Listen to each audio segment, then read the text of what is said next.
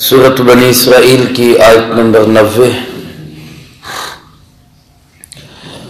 الحمدللہ وکفیٰ وسلام علی عبادہ الذین اصطفیٰ، خصوصاً علی سید الرسل وخاتم الانبیاء وعلی آلہ واصحابہ الاتقیاء۔ اما بعد فاعوذ باللہ من الشیطان الرجیم، بسم اللہ الرحمن الرحیم۔ وقالوا لن نؤمن لك حتى تفجر لنا من الأرض ينبوعا أو تكون لك جنة من نخيل وعنب فتفجر الأنهار خلالها تفجيرا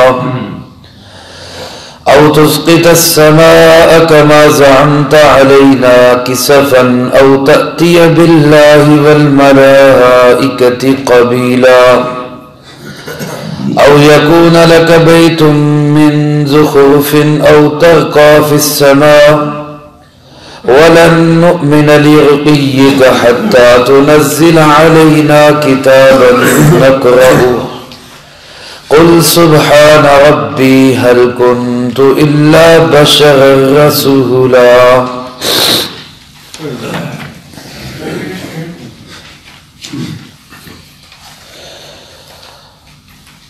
وقالوا لن نؤمن لك، اور کہنے لگے یہ لوگ ہرگز ہم ایمان نہیں لائیں گے تجھ پہ، حتی تفجر لنا من الارض ينبوعا، یہاں تک کہ تو جاری کر دے ہمارے لیے زمین سے پانی کا چشمہ، او تکون لک جنت،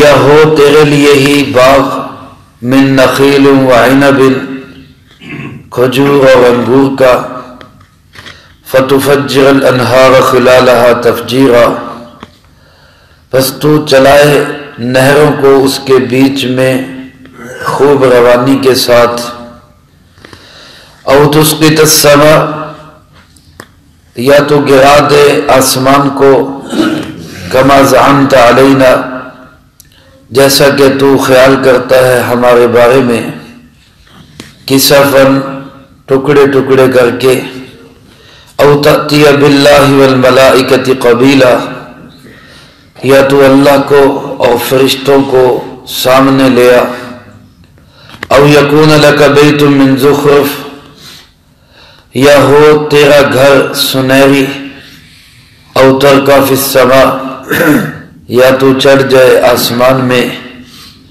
وَلَن نُؤْمِنَ لِرُقِيِّكَ، اور ہرگز ہم یقین نہیں کریں گے تیرے چڑھنے پہ بھی، حَتَّى تُنَزِّلَ عَلَيْنَا كِتَابًا، حتیٰ کہ تو ہم پہ نازل کرے لکھی ہوئی کتاب، نقرأ، جس کو ہم پڑھیں۔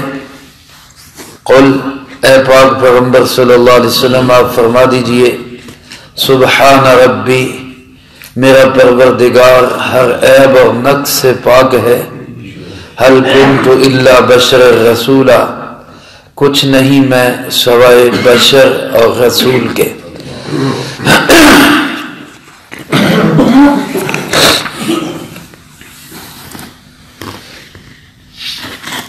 جناب نبی پاک صلی اللہ علیہ وسلم کی دعوت چلی مکہ مکرمہ کے اندر، اور خوب چلی، ایک آواز تھی، ایک آپ تھے، اللہ کے فضل و کرم سے سچے سچے دلوں تک یہ بات پہنچی تو وہ اس کو قبول کرتے گئے، رفتہ رفتہ بات بڑھتی چلی گئی، کفار مکہ ہر طرح کا زور لگا چکے اس آواز کو دبانے کے لیے، لیکن جب کسی طرح بھی نہ رک پائی تو انہوں نے جناب ابو طالب کے پاس آ کر مختلف قسم کے لالچ دیے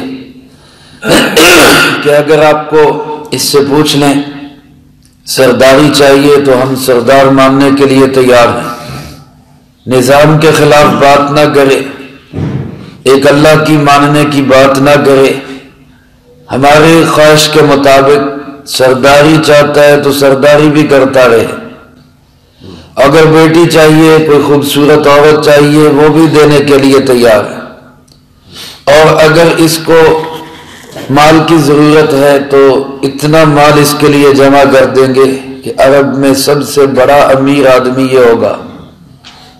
لیکن یہ ایک نظام کی بات نہ کرے، من چاہی کو چھڑا کے رب چاہی پہ لانے کی کوشش نہ کرے، ہوا پرستی کو چھڑا کے خدا پرستی پہ لانے کی کوشش نہ کرے، اور ایک نظام جو اللہ رب العزت کا دیا ہوا ہے وہ ہم سے برداشت نہیں ہوتا، وہ نہ کہے۔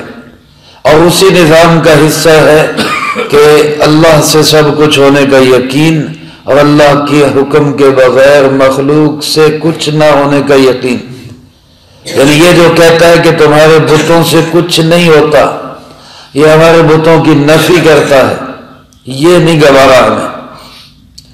جناب نبی پاک صلی اللہ علیہ وسلم نے ان میں سے ہر چیز کا انکار کیا، مجھے کسی چیز کی ضرورت نہیں، بلکہ فرمایا جس کا مفہوم ہے کہ اگر یہ سورج کو میرے دائیں ہاتھ پہ لا کے رکھ دے، چاند کو میرے بائیں ہاتھ پہ لا کے رکھ دے، تو میں ان دونوں کو بھی اٹھا کے زمین پہ پٹک دوں گا، اللہ کے نظام کو نہیں چھوڑ سکتا، وہ میری ڈیوٹی ہے۔ جب انہوں نے دیکھا کہ کسی طرح سے بھی بات نہیں بن رہی تو عجیب قسم کے بیہودہ مطالبے شروع کر دیے۔ اللہ کے نبیوں کو اللہ پاک معجزات عطا کرتا ہے، اور ہر نبی کو اللہ پاک نے معجزے دیے۔ جناب محمد کریم صلی اللہ علیہ وسلم کو اللہ پاک نے سب سے زیادہ معجزے دیے، تعداد میں بھی سب سے زیادہ، اور قوت اور صفات کے اندر بھی وہ معجزے سب سے زیادہ، کوانٹٹی اور کوالٹی دونوں چیزوں کے اعتبار سے سارے نبیوں کے معجزات سے سب سے زیادہ معجزے جناب محمد کریم صلی اللہ علیہ وسلم کے۔ جیسے کسی نے کہا حسن یوسف دم عیسیٰ ید بیضا داری، آنچ خوبہ ہما دارن تو تنہا داری، وہ ساری خوبیاں جو سارے نبیوں میں ایک ایک کر کے تھی، اللہ نے وہ ساری جمع کر دی جناب محمد کریم صلی اللہ علیہ وسلم۔ سمجھنے والی عقل نے، دیکھنے والی آنکھ نے دیکھا، اور جنہوں نے نیوٹرل ہو کر تعصب کی اینک اتار کر اور اپنے ذاتی مفادات اور انا پرستی کو چھوڑ کر جناب محمد کریم صلی اللہ علیہ وسلم کی مجلس اختیار کی، ایک نظر پڑی تو ان کے دل نے گواہی دی کہ اللہ کی قسم یہ انسان جھوٹا نہیں ہو سکتا۔ آپ کی پیشانی مبارک معجزہ، آپ کی آنکھ کی چمک معجزہ، جناب نبی پاک صلی اللہ علیہ وسلم کا جسم مبارک معجزہ، ہر چیز اللہ پاک نے ایسی بنائی جس کو دیکھ کر انسان گواہی دے کہ یہ شخص اللہ کا سچا رسول ہے۔ لیکن اس کے باوجود ذاتی ہٹ دھرمی، ضد، اناد، حسد، بغض اور انانیت آڑے آئی، اور جب نہیں ماننے پہ آئے تو پھر مختلف قسم کے مطالبے شروع کر دیے۔ اب اندازہ کریں کہ ایسے مطالبے ہیں جن کو ہر عقل و خرد رکھنے والا انسان سمجھتا ہے کہ یہ انتہائی بیہودہ مطالبے ہیں، اور یہ صرف محض تمسخر اور مذاق اڑانے کی چیزیں ہیں۔ لیکن اس پہ آپ غور اس پہ بھی کریں کہ اس قدر بدتمیزی کا انداز ان کا اور اس قدر غلط انداز ان کا، اس کا جواب رحمت کائنات جناب محمد کریم صلی اللہ علیہ وسلم نے کس خوبصورت انداز سے دیا۔ یہ ہمارے لیے مشعل راہ ہے، آج کے دور میں مشعل راہ ہے۔ آج ہماری کوئی شخص ذرا سی بات ہمیں کر دے تو ہم ایسے جواب دیتے ہیں کہ کاٹ کے رکھ دیتے ہیں، لیکن آپ صلی اللہ علیہ وسلم پہ اس قدر سخت ترین نشتر چلائے گئے، آپ نے اس کا کتنا خوبصورت جواب دیا۔ مطالبے کیا کیے انہوں نے؟ کہنے لگے کہ لن نؤمن لک، ہم یقین نہیں کرتے تیرا، ہرگز یقین نہیں کریں گے۔ بڑی تاکید کے ساتھ کہا، کب تک؟ حتی تفجر لنا من الارض ینبوعا، تو زمین سے ہمارے لیے پانی کا چشمہ جاری کر دے، پانی کا چشمہ ہمارے لیے جاری کر دے۔ کیونکہ مکہ مکرمہ ایسی جگہ ہے جو پتھریلی زمین ہے، سنگلاخ چٹانیں ہیں، خشک پہاڑ ہے، جہاں پانی بالکل کم یاب ہے، بہت کم ملتا ہے، حتیٰ کہ زمزم کا کنواں، چشمہ وہ جو جاری ہوا وہ بھی اسی وجہ سے جاری ہوا کہ وہاں پانی نہیں ملتا۔ تو اس پہ کہنے لگے کہ آپ واقعی اللہ کے سچے نبی ہیں، اور آپ کو یہ دعویٰ ہے کہ آپ اللہ کے نبی ہیں، تو آپ یہاں سے پانی کا چشمہ جاری کریں، پتہ چلے آپ اللہ کے نبی ہیں۔ اچھا یہ نہیں کرتے تو اور کیا کرو، ہمارے لیے کچھ نہیں کرتے، نہ کرو۔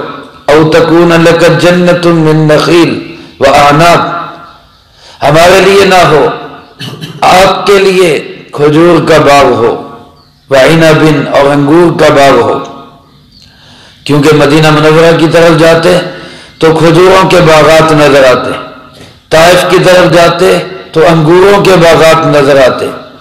تو کہنے لگے کہ یہاں مکہ میں کچھ بھی نہیں ہے، یہاں کوئی باغ نہیں، آپ اللہ کے نبی ہیں تو اللہ سے یہی بات منوا دیں کہ میرے لیے کوئی ایسے باغات ہی بنا دے اللہ، کھجوریں لگ جائے، انگوروں کے باغات لگ جائے، اور صرف باغ نہ ہو بلکہ وَتُفَجِّرَ الْأَنْهَارَ خِلَالَهَا تَفْجِيرًا، ان باغوں کے درمیان سے خوب پانی سے بھری ہوئی روانی کے ساتھ نہریں چل رہی، خوبصورت ماحول ہو، پانی کی کوئی کمی نہ ہو، جس زمین کے قریب ترین پانی ہو اور خاص طور پہ نہری پانی ہو، اس زمین کی ویسے ہی قیمت بڑھ جاتی۔ تو آپ ایسی ہمیں جو ہے نا ایسے باغات بنوا کے دکھائے، آپ کے لیے ہوں۔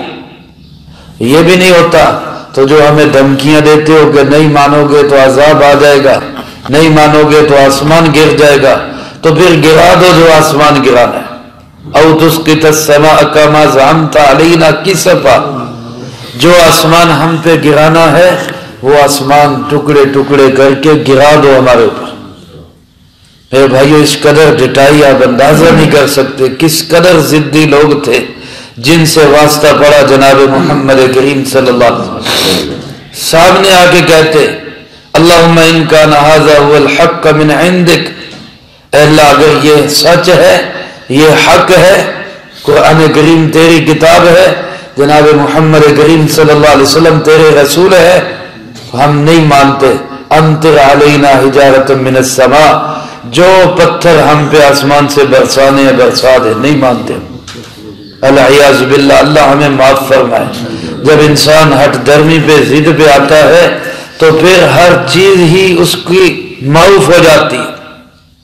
جیسے میں اکثر عرض کیا کرتا ہوں، حضرت مولانا عبداللہ بہلوی رحمۃ اللہ علیہ ہمارے قریب بزرگوں میں گزرے، شجاع آباد کے اندر بہت بڑے اللہ والے تھے، ہمارے بزرگوں کے بھی شیخ تھے۔ وہ فرمایا کرتے تھے رب رسے تو مت خسے، رب رسے تو مت خسے، یعنی جب اللہ ناراض ہو جاتا ہے تو پھر مت ماری جاتی ہے، پھر عقل معاف ہو جاتی ہے۔ رب ناراض ہوتا ہے تو روٹی نہیں بند کرتا، پانی نہیں بند کرتا، رب حق کی توفیق چھین لیتا ہے، سجدے کی توفیق چھین لیتا ہے، پھر سچ سچ نظر نہیں آتا، حق حق نظر نہیں آتا، پھر غلط چیز کو انسان صحیح سمجھنا شروع کر دیتا ہے۔ تو یہی کیفیت ان کی بن چکی، اس قدر ڈٹائی سے کہتے نہیں کچھ کر سکتا تو جو آسمان گرانا ہے ٹکڑے ٹکڑے کر کے گرا دے۔ او تأتی باللہ والملائکۃ قبیلا، اور کچھ نہیں کرتا تو جس اللہ کا دم بھرتا ہے، جس اللہ کا نام لیتا ہے، جو کہتا ہے فرشتہ ہم پہ وہی لے کے آتا ہے، لانا ذرا اس اللہ کو سامنے لیا، اس فرشتے کو سامنے لیا، اندازہ کرے کس قدر گستاخانہ باتیں ہیں۔ اللہ کو سامنے لیا، اللہ ہمارے پاس آ کے کہا بھائی مان لو اس کو، یہ میرا نبی ہے، فرشتے کو سامنے لیا۔ یہ ان لوگوں نے یہ نہیں جانا کہ جب فرشتہ سامنے آ جاتا ہے، اور واقعی آتا ہے، ہر ایک کے سامنے آتا ہے، لیکن جب وہ آ جاتا ہے تو پھر لا یستأخرون ساعة ولا یستقدمون، پھر ایک لمحے کی نہ تاخیر ہوتی ہے نہ تقدیم ہوتی ہے، پھر وہ آ ہی جاتا ہے۔ اور جب آئے گا میرے دوستوں پھر آنکھیں کھلی کی کھلی رہ جاتی، منہ کھلے کا کھلا رہ جاتا ہے۔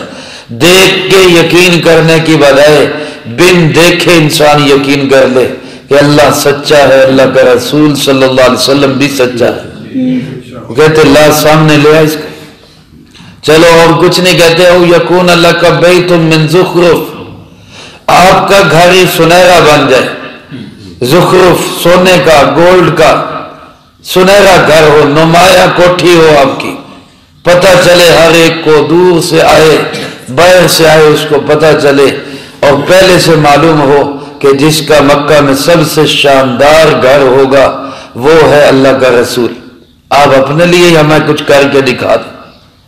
یہ نہیں تو اوتر کا فی السماء، ہمارے سامنے آسمان پہ چڑھ جائیں۔ آپ کہتے ہیں آسمان سے خبریں آتی ہیں، اللہ کی طرف سے پیغام آتے ہیں، تو آپ ہمارے سامنے چڑھیں، آسمان پہ زینہ لگائیں، سامنے چڑھے۔ آپ کہتے میں معراج پہ گیا، سفر معراج ہوا، ہمیں نظر نہیں آیا، آپ ہمارے سامنے چڑھے نا، ہم دیکھیں بھی صحیح کہ آپ چڑھ رہے ہیں۔ جن کو اللہ نے آنکھیں دی تھی انہوں نے کیسے یقین کیا؟ حضرت سیدنا ابو بکر صدیق رضی اللہ تعالیٰ عنہ، لوگوں نے کہا ابو بکر کیا ایسا ہو سکتا ہے کہ ایک شخص راتوں رات بیت المقدس بھی جائے، ساتوں آسمان بھی کراس کرے، عرش اولا کی بلندیوں تک بھی پہنچے، پھر رات ہی رات میں واپس بھی آ جائے؟ ہو سکتا ہے ایسا؟ ابو بکر صدیق رضی اللہ تعالیٰ عنہ کو ابھی پتہ نہیں تھا کہ کیا صورتحال پیش آئی، کہنے لگے یہ تو ممکن نہیں لگتا، ایسے کیسے ہو سکتا ہے؟ کوئی ایسی تیز ترین سواری تو ایجاد نہیں ہوئی، کیسے ہو سکتا ہے؟ تو انہوں نے لوہا گرم دیکھ کے صدیق اور نبی کا یارانہ توڑنا چاہا، کہنے لگے جس کا تو دم بھرتا ہے، جس پہ ایمان لاتا ہے، جس کا تو کہتا ہے اللہ کا نبی ہے، وہی یہ باتیں کر رہا ہے، اندازہ کریں ان کے ایمان بالغیب کا۔ فرمانے لگے وہ کہہ رہے ہیں تو بالکل حق اور سچ ہے، وہ کہہ رہے ہیں تو بالکل حق اور سچ۔ اسی پہ آپ نے حضرت ابو بکر صدیق رضی اللہ تعالیٰ عنہ کو صدیق کا لقب دیا، یہ تصدیق کرنے والا ہے، یہ سچائی کی گواہی دینے والا۔ تو جن کو نظر آیا، جن کی دل کی آنکھیں تھیں، انہوں نے دیکھ لیا کہ آپ جا بھی رہے، آپ آ بھی رہے ہیں، لیکن جو دل کے اندھے تھے وہ کہنے لگے جی ہمیں تو نظر نہیں آیا، آپ ہمیں جاتے ہوئے نظر آئے۔ اور پھر اس سے بڑی ڈٹائی اور ضد یہ کہ وَلَن نُؤْمِنَ لِرُقِيِّكَ حَتَّى تُنَزِّلَ عَلَيْنَا كِتَابًا نَقْرَأُ، تو ہمیں سامنے چڑھتا ہوا نظر بھی آ جائے پھر بھی ہم نہیں مانیں گے جب تک کہ تو کوئی ایسی کتاب نہ لے کر آئے جس میں ہم خود پڑھ سکیں، ہمارے نام لے کر اس میں لکھا ہو۔ ایسے عجیب مطالبے۔ کبھی کہتے ہمارے آباء و اجداد میں قصی ابن کلاب گزرا ہے، تو کہتا ہے نا کہ موت کے بعد پھر زندگی ہے، ذرا اس کو تو زندہ کر کے ہماری ملاقات کرا، اس سے تو ہماری ملاقات کرا، پتہ چلے، اور وہ ہمیں کہیں کہ واقعی موت کے بعد زندگی ہے تو پھر ہم مانیں گے کہ زندگی ہے۔ یہ کیسے عجیب مطالبے۔ اب یہ ہے بدتمیزی کا انداز یا نہیں؟ گستاخانہ انداز ہے یا نہیں؟ اس پہ انسان جتنا بھی سخت رد عمل دے وہ ممکن ہے اور دے دینا چاہیے، ہمارے جذبات کہیں گے کہ دینا چاہیے، لیکن کمال حوصلہ اللہ نے عطا کیا اپنے نبی صلی اللہ علیہ وسلم کو، اور کمال تربیت کی اللہ نے اپنے محبوب صلی اللہ علیہ وسلم کی۔ فرمایا میرے محبوب ان ساری بےہودگیوں کا جواب صرف اتنا دینا ہے، سبحان ربی، میرا پروردگار ہر عیب، ہر کمی، ہر نقص سے پاک ہے، ہر عیب سے پاک ہے۔ جو تم سمجھ رہے ہو کہ کر نہیں سکتا وہ میرا پروردگار کر سکتا ہے، یہ ساری باتیں کر سکتا ہے، اس کے اندر کوئی کمی نہیں، کوئی کمزوری نہیں، کوئی نقص نہیں ہے، وہ ہر طرح قادر مطلق ہے۔ وہ مکے کے اندر باغات بھی لگا سکتا ہے، پانی کے چشمے بھی جاری کر سکتا ہے، نہریں بھی جاری کر سکتا ہے، وہ آسمان سے پتھروں کی بارش بھی برسا سکتا ہے، وہ آسمان کو گرا بھی سکتا ہے، وہ میرا گھر سونے کا بنا بھی سکتا ہے، اس نے جنت میں سب سے اعلیٰ بنا بھی دیا ہے، وہ سب کچھ کرنے پہ قادر ہے، لیکن میں کچھ نہیں کر سکتا۔ هل كنت الا بشرا رسولا، تم جو سمجھتے ہو کہ میں کچھ کر کے دکھاؤں، میں تو ایک بشر ہوں، ایک رسول ہوں اللہ کا. تم نے مجھ سے کیا توقعات وابستہ کر لی کہ میں کوئی رب ہوں، میں کوئی اللہ ہوں جو مجھ سے مطالبے کر رہے ہو کہ ایسا ایسا کر کے دکھاؤ. الا بشر رسولہ، میں ایک بشر ہوں، انسان ہوں اور اللہ کا رسول ہوں. پیغام دینے کے لیے آیا ہوں، تبلیغ کرنے کے لیے آیا ہوں، اللہ کا نظام دنیا کو سنبھالنے اور سمجھانے کے لیے آیا ہوں. میرا یہ کام نہیں کہ میں تمہارے ان مطالبوں کو پورا کرتا ہوں، اس کے لیے نہیں میں آیا. میری حیثیت پہچانو، کتنے نرم لہجے کے اندر، اور کیسے جیسے آج کوئی انسان کسی پہ کتنی آوازیں کسے اور وہ کہے کہ جناب میں ایک بندہ ہی ہوں اللہ کا، اگر مجھ سے غلطیاں ہو گئی ہیں تو مجھے بھی معاف کر. اس کا کتنا بڑا حوصلہ ہوگا اس بندے کا. اللہ کے نبی نے بھی یہی کہا کہ بھائی میں ایک بشر اور رسول ہوں. یہ اختیارات اللہ کے ہیں اور اللہ قادر مطلق سب کچھ کر سکتا ہے. وہ سبحان ہے، کسی کمی اور نقص کا اس کے نزدیک جانے کا بھی کوئی تصور نہیں ہے. وہ سبحان ہے، وہ قادر ہے، وہ مطلق ہے، وہ مختار کل ہے. لیکن میری حیثیت کیا ہے؟ الا بشر رسولہ، میری حیثیت یہ ہے کہ میں ایک بشر ہوں اور ایک رسول ہوں. اللہ کا پیغام دینے کے لیے آیا ہوں. اس پیغام کو سمجھو، اس پیغام کو سیکھو. اس میں دونوں جہانوں کی عزت ہے. اس سے زیادہ میں تمہارے کوئی مطالبے پورے کرنے کا نہ ذمہ دار ہوں، نہ میں نے کبھی دعویٰ کیا. ایک شخص کہے میں یہ کام کرنے کے لیے آیا ہوں، اس سے تو آپ کہہ سکتے آئے ہو یہ کام کرنے تو کر کے دکھاؤ. ایک کہتا ہے میں یہ کام کرنے ہی نہیں آیا، میرا جو کام ہے وہ مجھ سے پوچھو، میں وہ کام کرنے آیا. جیسے آج کل ہم مدارس والوں کو کہتے نہیں مدارس والے سائنسدان کیوں نہیں پیدا کرتے، یہ بھی کفار مکہ کی طرح بیہودہ مطالبہ ہے. مدارس والے ڈاکٹر کیوں نہیں پیدا کرتے، انجینئر کیوں نہیں پیدا کرتے، یہ بیہودہ مطالبہ. ان کا جو کام ہے ان سے وہ پوچھیں وہ کیوں نہیں کرتے. اگر کسی مدرسے نے امام مسجد پیدا نہیں کیا، خطیب پیدا نہیں کیا، شیخ الحدیث پیدا نہیں کیا، اس نے شیخ التفسیر پیدا نہیں کیا، مفتی پیدا نہیں کیا، پھر تو آپ کہیں کہ تم اپنے کام میں کامیاب نہیں ہو سکے، تم ناکام ہو گئے. لیکن اگر وہ اپنے کام میں پوری طرح کامیاب ہیں، بلکہ ایسے کامیاب ہیں کہ باہر سے لوگ آ رہے ہیں ان سے سیکھنے کے لیے، تو پھر ان سے اس سے بڑھ کر مطالبے کرنا یہ بیہودہ مطالبے، اس سے زیادہ کچھ نہیں. تو میرے دوستو اس کے مقابلے میں ہم بھی صرف یہی کہتے ہیں کہ بھائی ہم اللہ کے بندے ہیں، اللہ کے رسول صلی اللہ علیہ وسلم کے نمائندے ہیں، خلیفہ ہیں، آپ صلی اللہ علیہ وسلم کے وارث ہیں.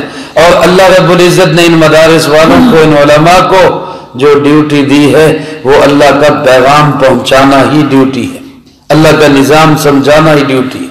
اس سے زیادہ مطالبے وہ غلط ہیں، جیسے اہل مکہ کے مطالبے غلط تھے، یہ بھی غلط ہے.